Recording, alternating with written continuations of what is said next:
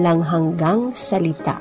Sa Juan 1:1 ay nagsasabi, "Noong pasimula ay naroon na ang salita, at ang salita ay kasama ng Diyos, at ang salita ay Diyos." Ang kapahayagan ng talatang ito ay nagpapakita na si Jesus ang walang hanggang salita na umiiral kasama ng Diyos at bilang Diyos. Hindi lamang siya isang mensahero, kundi ang tiyak na pagsasakatawan ng kalikasan at katotohanan ng Diyos. Si Jesus ay naruroon sa paglikha at sa pamamagitan niya lahat ay nilikha. Juan 1:3. Sa Genesis 1:3, nang sinabi ng Diyos, magkaroon ng liwanag, at ito ay sa pamamagitan ng salita. Si Jesus na ibinigay ang utos na ito, siya ang lumikha at tagapagtaguyod ng lahat ng bagay.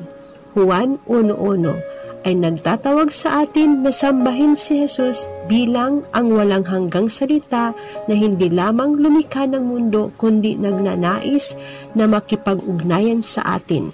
Ang pag-unawa sa kanyang pagka-Diyos ay dapat magpalalim ng ating pag-ibig sa kanya at ng ating pagsunod na ipakita ang kanyang liwanag sa mundo. Ama namin sa langit, salamat sa pagpapadala kay Jesus, ang walang hanggang salita, upang ipakita mo ang iyong sarili sa amin. Tulungan mo kaming makilala ang kanyang pagka-Diyos at lumapit sa kanya.